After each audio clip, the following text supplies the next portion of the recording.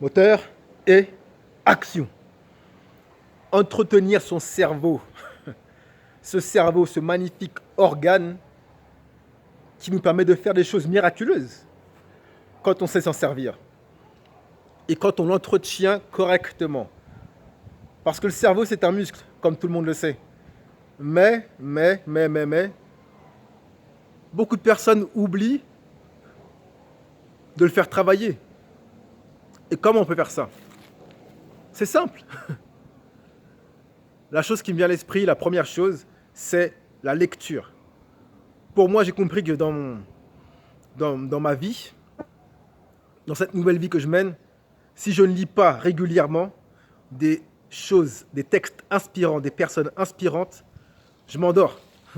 Je m'endors et mon cerveau n'est plus affûté, il n'est plus aiguisé. Donc, pour garder ce niveau de vie, ce niveau d'énergie, je dois lire régulièrement pour que mon cerveau reste sharp, aiguisé.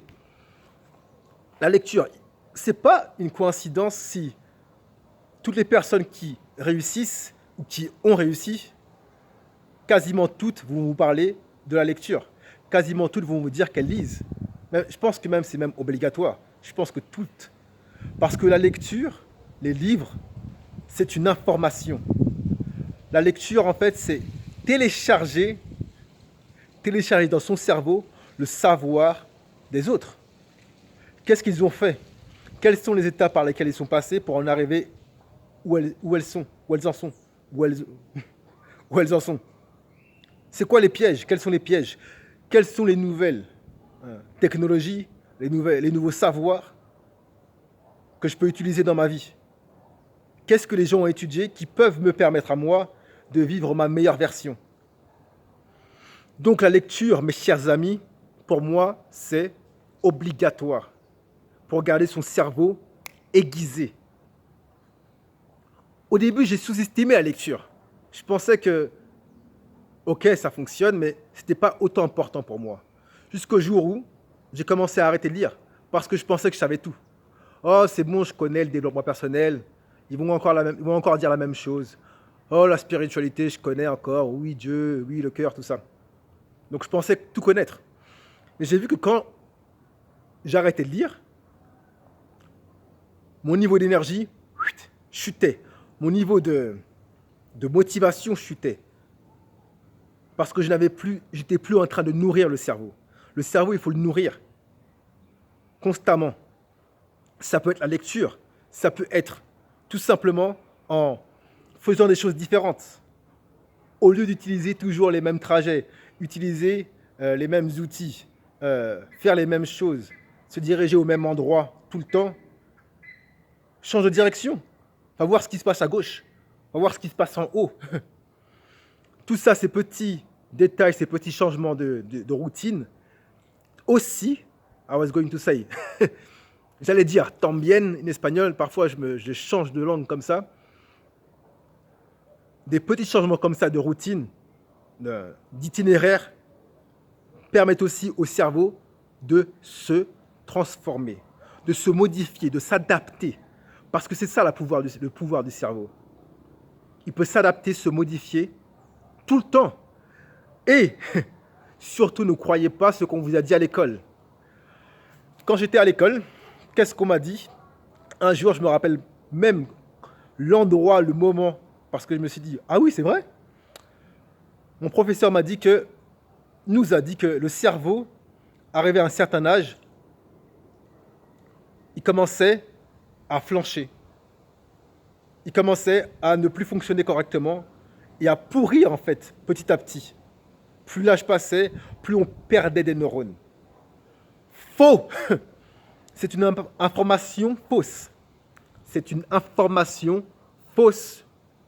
Le cerveau peut continuer à régénérer des neurones pendant très longtemps. Très longtemps, très longtemps, très longtemps. Pour ça, il faut l'entretenir par contre. Ça n'arrive pas comme ça. Bien sûr que oui. Si on ne fait rien de son cerveau, si on est pris dans une routine bloqué dans une routine, qu'on n'en change pas, qu'on ne pense pas à lire, à s'ouvrir l'esprit. Voyager aussi. Voyager permet d'ouvrir l'esprit, permet de déguiser le cerveau. Si on ne s'en sert pas, oui, on perd des neurones et oui, on devient plus bête, apparemment. Mais ce n'est pas une fatalité si tu t'en sers. Moi, tous les jours, je lis, je focalise mon esprit pour penser à des choses positives.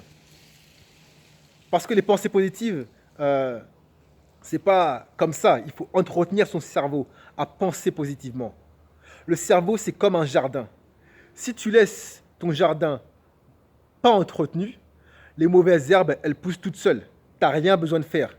Le cerveau, c'est pareil. Si tu n'entretiens pas ton cerveau, les mauvaises pensées poussent toutes seules. Elles n'ont besoin de rien. Pas d'eau, pas de nourriture, de rien du tout. Keep it sharp. Garde-le aiguisé.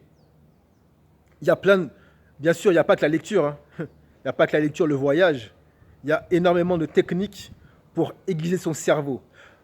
Choisissant la lecture, pour moi c'est le mieux.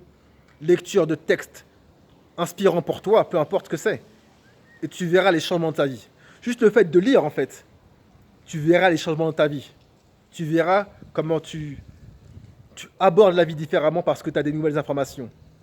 Même les sujets sur lesquels tu crois tout savoir, tu dis, ah c'est bon, je sais tout. Comme moi, je pensais tout savoir. Je n'ai plus besoin d'étudier. Si tu commences à penser comme ça, c'est que tu es dans l'erreur. C'est que tu vas droit dans le mur. Même les sujets sur lesquels tu penses tout connaître, revois encore, lis encore, renseigne-toi encore sur ce sujet-là. Tu peux toujours apprendre plus. Tu dois être un éternel étudiant.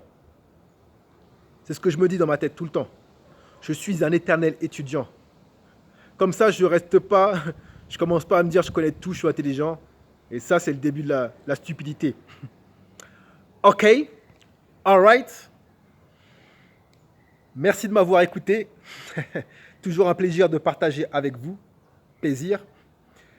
C'était Elfer, en direct de Jujuy, Argentina. Peace. Cut. Muy bien, muy bien. Me parece que tu cerebro está muy zarpado.